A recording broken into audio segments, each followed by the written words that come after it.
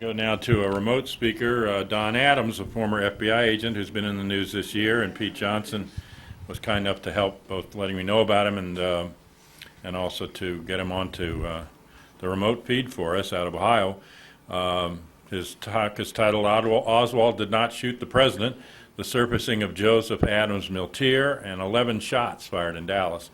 Donald Adams was born January 21, 1931 in Barberton, Ohio. He graduated from the Barberton High School in June of '48. He entered the United States Army in January of '49, Fort Knox, Kentucky. In May of '49, he was with occupation forces from June of '49 to June of 1950. In Japan, the Korean War. June 25, 1950 to '51. Honorably discharged in June of '52. He's got a bachelor's degree in education from Kent State University.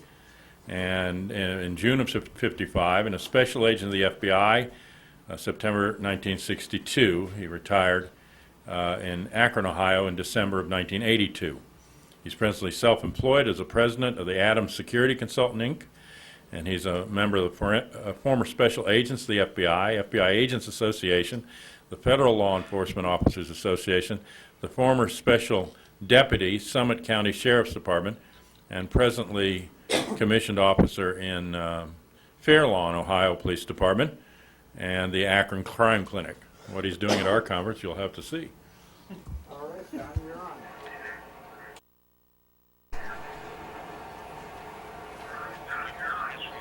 Okay. Do you want me to just give a little history of the work that I did? You can put the phone down, I think. Your microphone's working.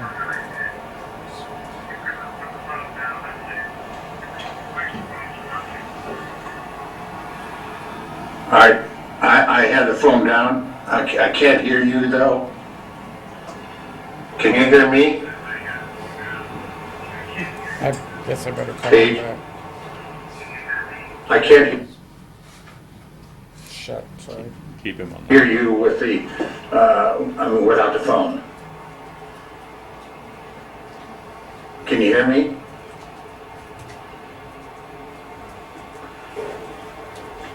Pete? Sorry, folks. I gotta wait for him to hang up. Hello? Call me back. Aye. Hello? Aye.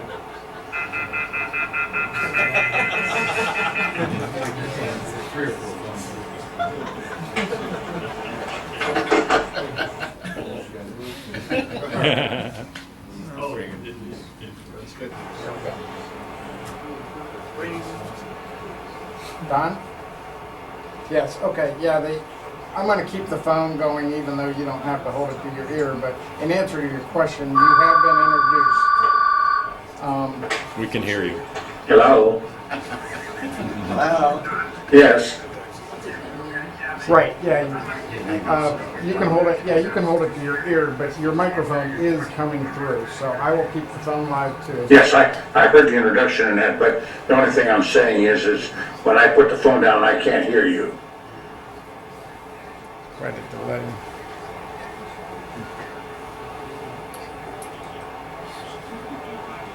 Okay.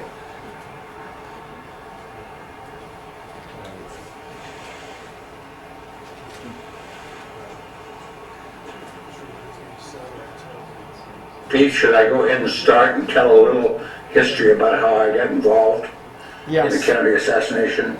yes.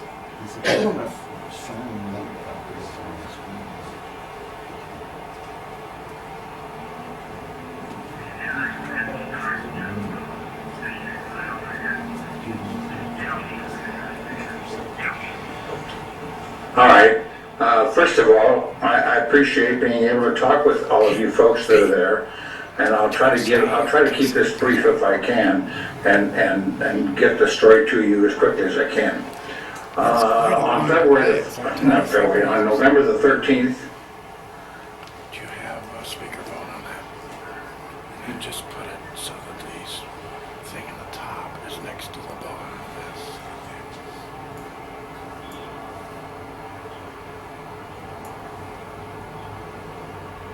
1963, I received a telephone call from the special agent in charge of the Atlanta FBI office.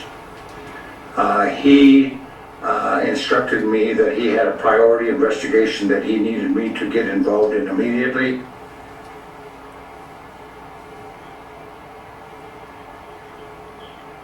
He's getting feedback.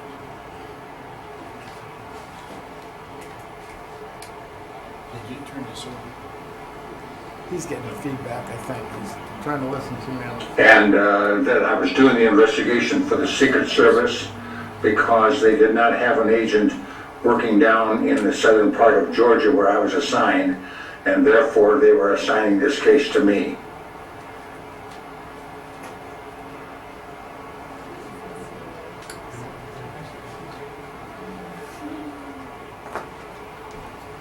You just tell him to go ahead and talk. He doesn't have to wait for you. Next time it's The individual that I was to do my investigation on was a man by the name of Joseph Adams Miltier. I was supposed to do a full background investigation on him. They Yes, Don. told me that there were 2 threats involved to kill the president. Unless you need to talk to me. Can you cut that tone so I don't hear that, Pete, because I can't hear what I'm saying?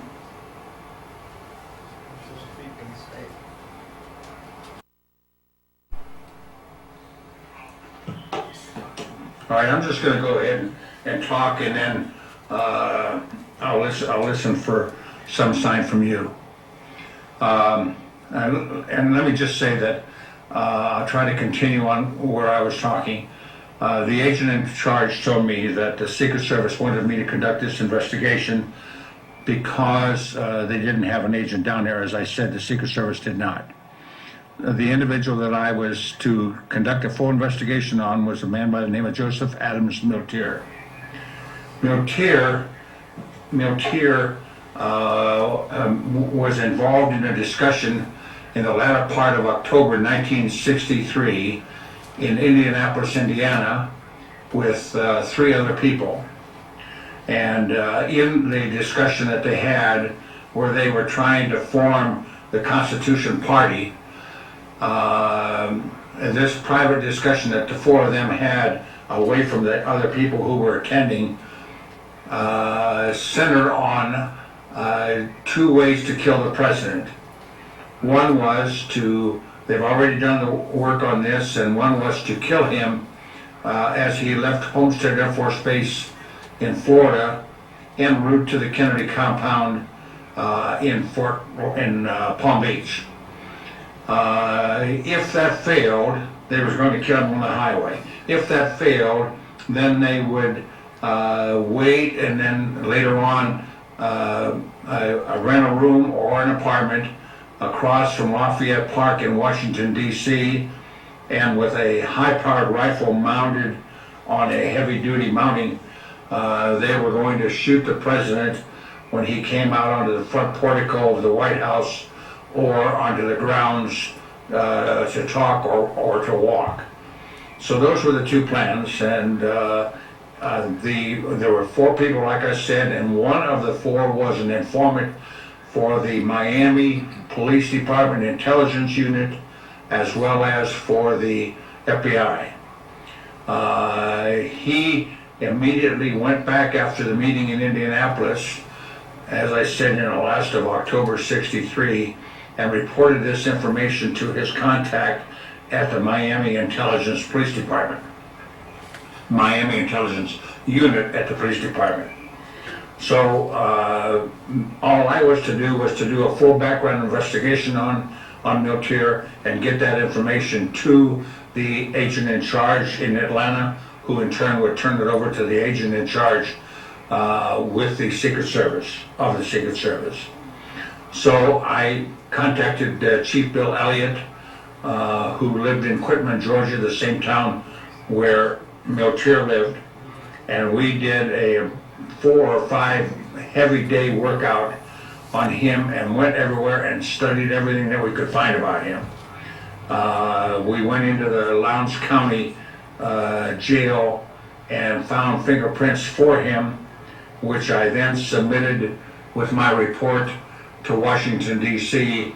to the FBI with instructions that once that they were through with them that they were to return them to the Valdosta Police Department, Valdosta Sheriff's Office. I finished my work. We did all of that. My partner had 14 or 15 years experience over me. I was a first office agent just going in there at age 32. I went into the service later because of age. And so as a result of it, I was suspicious about one thing. And that was, why were they assigning a case of this importance to a brand new agent that just came out of training school?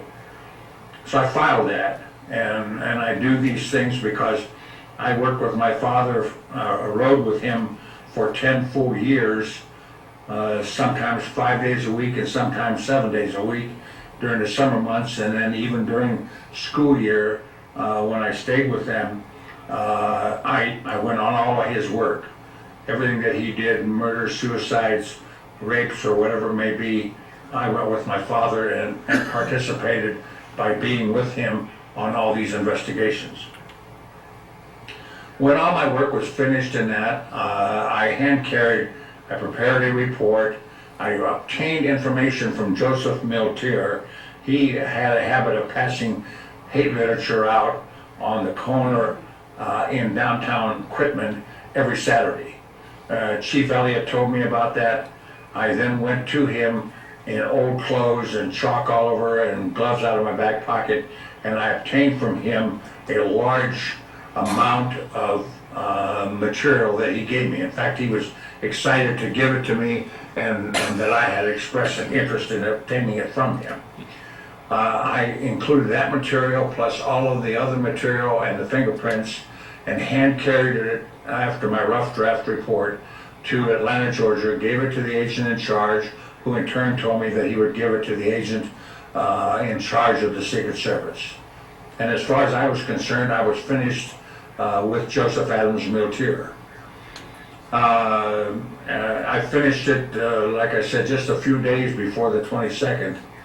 And on the afternoon of the 22nd, about 1:30, I received a radio message over the radio in my government car to contact the agent in charge in Atlanta immediately. I contacted him and he told me, I had known this before that from a bus driver, but we had learned that the president had been shot. So then, once I learned that he was dead through another contact, I then was told to find Miltier immediately.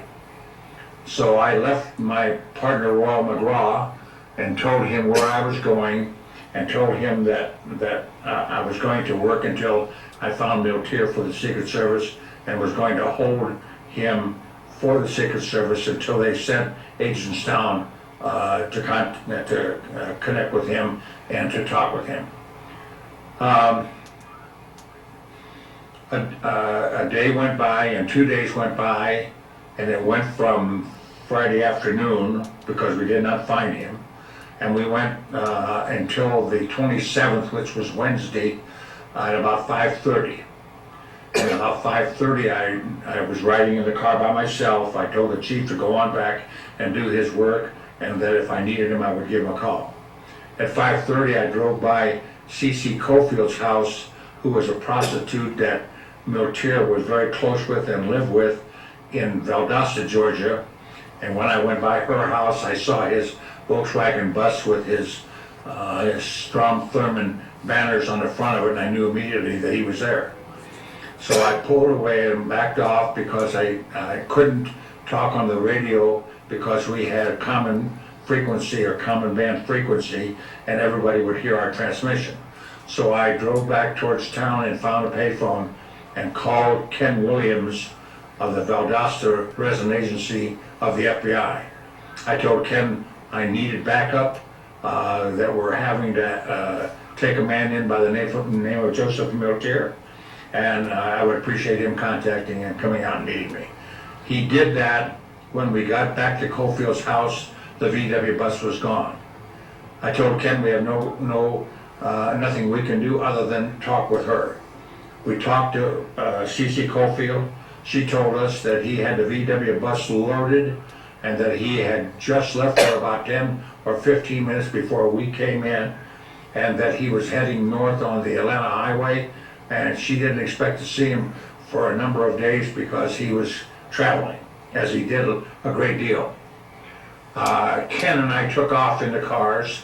He drove his and I mine, and we ended up and we stopped him 60 miles north of Valdosta, Georgia, and then called for the highway patrol to send a tow truck up to confiscate or to seize the vehicle, and then we took Miltier back to the Valdosta resident agency where Ken worked out of. I was in the Thomasville resident agency, and he was in Valdosta.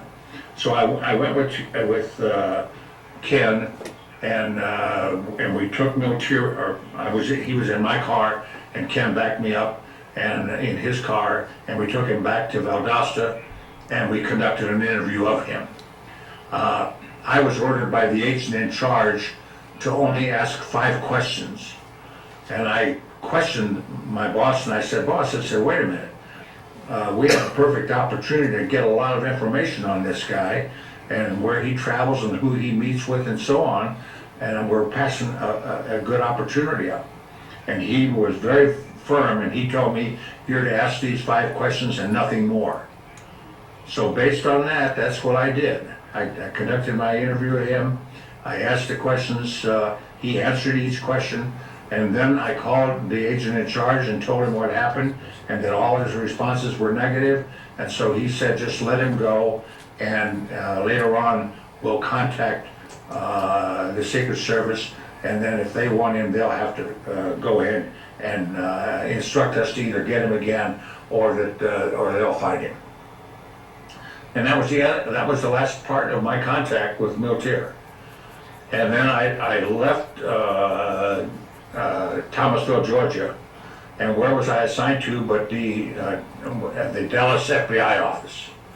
And when I was assigned to the Dallas FBI office, which was now in May of 1964, I went over there, and after I was in the office for just a short while, the agent in charge called for me to come to see him, and I went in, and the agent in charge told me that he wanted me to do 2 things. He wanted me to go to the what they call a Kennedy room, and they had a large screen in there, and he wanted me to look at the Zapruder film, and then go to the Texas Book Depository and familiarize myself with the shooting loft and where Oswald allegedly had shot and killed the president. And he told me to do that on a priority basis because all the agents that were still there were covering leads on Kennedy, and if some, on the Kennedy assassination, if some came in and they were assigned to me, he wanted me to have those 2 things completed before I conducted any investigation. I went, and my very first assignment was to sit in the Kennedy room and watch this large screen video of the Zapruder film. And while I watched that film, I made a comment, hell, he didn't get shot from the back, he got shot from the front. And an agent that was with me, there were 2 senior agents with me, and the agent said to me, please hold your comments to yourself. The Warren Commission is here, they're doing the investigation, and they've already determined that Oswald is the shooter, and I just think it would be best if you would forget about mentioning what you just said. So that bothered me. Why would I be cautioned about that? Because it was just an observation on my part. We went over with 2 new other agents to the Texas School Book Depository, and when we went up to the loft and I went under the lanyards and I looked out down onto the down onto Elm Street where the president was shot, there was a tree in foliage, full foliage in front of me. And I said to one of the other 2 agents, I said, was that tree bare at the time in November like they are back in Ohio, or pretty much so? And he said, no. He said, our seasons are different down here than they are in Ohio, and in November that tree was in the same condition as you're looking at it now. in another month they will start losing the leaves in that, and they'll be off and back on again by November. So with that, I made a comment and I said, on the way over here, you told me that Oswald allegedly had fired a bolt-action scoped rifle, and that he fired 3 shots in 7.5 seconds. And I told him, I said, there's no way in the world that could have ever been done. I said, and to hit the target as he did. And I already had filed in my mind what I had just seen a couple of days before, seeing the president take his hands and put them up to his throat and put his elbows up into the air. And I knew that he was shot in the throat just by the way he reacted. And so I didn't say anything about that, but I filed that, and then with the information that we got there at the loft, based on what I told him, I said, you know, that scope on that rifle is a very small scope. And I said, for someone to take it, the first round I'll give you because it's seated. But the second round, the bolt has to be pulled back, discharge the cartridge, push and jam the bolt forward because of the age of the weapon, and then seat the round, and then take the scope and pick up the target and shoot the target. And then repeat that again the third time. I said, there's no way in the world that anyone could do that in 7.5 seconds and have that kind of accuracy as allegedly took place. So I again was cautioned by one of the two there, and he said, Don, the same thing. Warren Commission's here. Keep your observations to yourself. They've already made a determination, and you're better off just leaving it at that situation and forgetting about it. That bothered me, but anyway, as a result of it, I subsequently transferred to Lubbock, Texas, and then I moved several other places, back to Dallas and then to Buffalo and then back to Akron, and then I finished my career in Akron with 10 years service there. And then I retired. But one other thing occurred. In 1975, I had heard a radio transmission in my bureau car which said that Nan Fenner, who I knew in Dallas and worked with her, Nan Fenner had made a statement. There was a letter from Lee Harvey Oswald that had been sent to Jim Holste at the FBI office, and that letter had been destroyed. So I immediately made a request in writing with the agent in charge, and was admonished for doing this by my senior resident agent in Akron, the supervisor, and then the agent in charge, that I should not do this. But I filed a Freedom of Information request with the FBI concerning any and all the destruction of documents by the agent in charge in Dallas, J. Gordon Shanklin, because I thought maybe there might be something there in addition to the destruction of that particular letter. And I do know that there were documents of mine, medical documents, that he destroyed, and I was looking for cooperation concerning the destruction of all documents by Shanklin. Several weeks went by, and I received a telephone call from Washington, and they subsequently sent the 27 pages of investigation concerning that letter to me. And I still have that, and I don't know of other people that have ever seen that document. I then forgot all about the Kennedy assassination, had no more involvement in it. In 1993, a young man who was the son of friends of ours, we were at their home for a Christmas get-together, and Larry came over and said, I understand that you worked on the Kennedy assassination. And I said, yes, that's true. And he said, well, I'm very interested. He said, I'm really a Kennedy assassination buff, and I would like to sit down and talk with you. So he and I went into the kitchen, sat down to the table. I told him the story of what I just told you folks, and as a result of it, he thanked me and then he left. 2 months later, I received a package from him, from Houston, and in that package was a book called High Treason. And it was written, co-authored by Groden and Livingston, and I know that Groden was at your seminar there. And when I opened up the front flap, it had in there Larry, Joseph A., I know it said Don, Joseph A. is mentioned in the appendix, good reading, Larry. And I immediately went to the index, and then from the index to the appendix. And when I read the appendix, I was shocked, because in there it talked about a tape recorded message that they had on November the 9th of 1963, about 2 weeks to a little bit less than 2 weeks before the assassination occurred.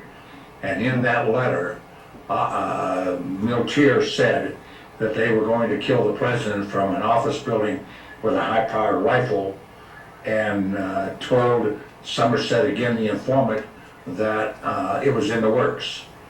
And the Miami Intelligence Police Unit had secreted Hey, Don, can a you hear me? recorder in Somerset's apartment and got all this stuff on tape. And everyone learned about the tape. I mean, the Atlanta office knew about it, the Miami office knew about it, the FBI in Washington knew about it. But here I am working on the principal subject in the case Joseph Miltier, and I never heard a word of it from my partner or from anyone else. And that really troubled me. And I added that to the other little things that I started putting together on this, and I started realizing that there's something wrong here. So anyway, once that happened, I then was contacted by the local newspaper, and they did an article which ended up and went public, and people learned that I was involved in this, and so I started giving talks. And that's the only intention that I had, and for about 9 or 10 years, that's all I did. I gave about 50 or 60 talks to all over the northern part of Ohio, states. However, I didn't have any intention of doing anything further. And then in 1997, I then started to write a book. A friend of mine said, Don, why don't you write a book on this? So in 1997, I started writing a book, and the more that I wrote, the more that I started putting things together, I realized that there's something seriously wrong as far as the way this investigation was conducted. I went to the National Archives, and I pulled all the documents on Miltier, and I was shocked at what happened. My documents, my report on Miltier, and all the stuff that I had submitted was gone. And my partner and the other agent, who was a supervisor by the name of Charles Harding up in Atlanta, they both took my information and put it into 2 reports and credited the information to their work. Hold on just a moment. Hello? Was you calling me? Okay, I'm sorry. I thought I was being called. Took all my information, my documents and that, included it into their reports, and submitted them, one on the last week of December by Harding, and the other one January 22nd, 64 by McGraw. Those reports were very eye-opening. I found out that in the synopsis of the second report, there was a caution statement that Miltier was known to carry a weapon, a .38, and later on we also found out about a .45, and that he should be considered armed and dangerous. And my partner who wrote his report included that caution statement in that report. And so did Charles Harding, the supervisor in Atlanta. But neither one of them told me that he was armed and dangerous, and put my life in jeopardy as well as the life of Chief Elliott, because neither one of us knew, or I thought that neither one of us knew, that Miltier was armed and dangerous. And it did report in the reports and stuff that he was a very mean individual, and that made threats that if it was necessary, he could kill people in that. So as a result of it, this was a serious violation of Bureau rules. And altering I found documents that I found my report of the interview of Miltier, and they altered that document. And there I have two documents with two different dates on them and signatures of an ad. Excuse me for just a second, please. I have pulmonary fibrosis, and as a result of it, I have a little bit of a sniffle problem. So anyway, I took all that information and started putting it together, and then I realized that there's some serious trouble here.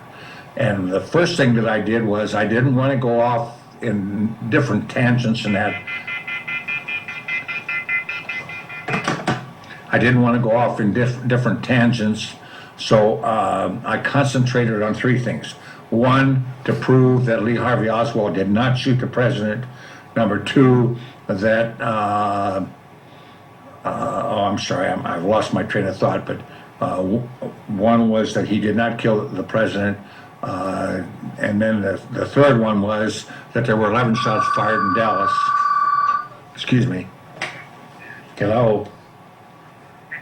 Yes.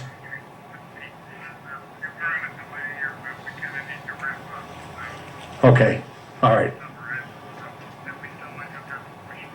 Okay, I'll go ahead and finish up. Okay, yeah. They've asked me to go ahead and finish up because of time factor. But anyway, where I'm going with this is that, oh, I know, and then also I wanted to surface Joseph Miltier and let the public know about what his involvement is and the seriousness of the things that he did prior to the time that the president was killed, which could have kept the president alive had it been handled properly, and the president was killed because of the deception and the altering and the things that they did. And I'm saying my partner and the agent in Atlanta and people in Washington. I mean, there's no question in my mind that the president would have lived if it would have been done properly. So I thank you for the opportunity to talk with you folks. There's a lot more in this, but that'll give you a thumbnail sketch of what happened. And as I said, there were 11 shots fired in Dallas, and I'm just going to say there were 5 that hit the president, and 2 that hit Connally, and then I would tell you about the rest of them, but believe me, there are more than 11 shots fired, but 11 that we can account for with no problems. So thank you very much, and I appreciate this opportunity greatly. Okay, Pete? Because we don't have time for many. Hang on, Don. We'll just take one question. I'm sorry. What does he know? Tell him to talk about Gordon Shanklin's orders for Dallas field agents to stalk and harass Gene Hill, witness Gene Hill. Do you know anything about Gordon Shanklin's orders to stalk and harass Gene Hill?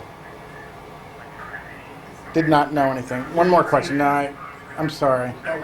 Just that he's seen the photo allegedly of Joseph Miltier Okay. on Houston Hang on, Street hang on. in Dealey Plaza. Well, yeah, I think he has. Okay. That's he's asking, have you seen the photo of Miltier on in front of the book depository? Our from the county records book. It's actually on Houston Street. I do not. He's answering that question now. Gene Hill. What's his conclusion? No, he didn't know that. He doesn't know anything. What happened? What does he think happened? What's his conclusion? I did on Houston Street, and that is Miltier. Like I said, I spent time with him on the interview and also picking up that material from him, and that photograph was Joseph Adams Miltier, standing next to the tall man with the black suit and the black hat on. Pete, will you mention to them what that my website is, adamsjfk.com? Wrap it up now, and I'm going to plug your website for you. You did do that? There might be some other questions that come to you later. Okay, thank you. Okay, you just. Okay, I'm going to hang up now. Thanks, Don.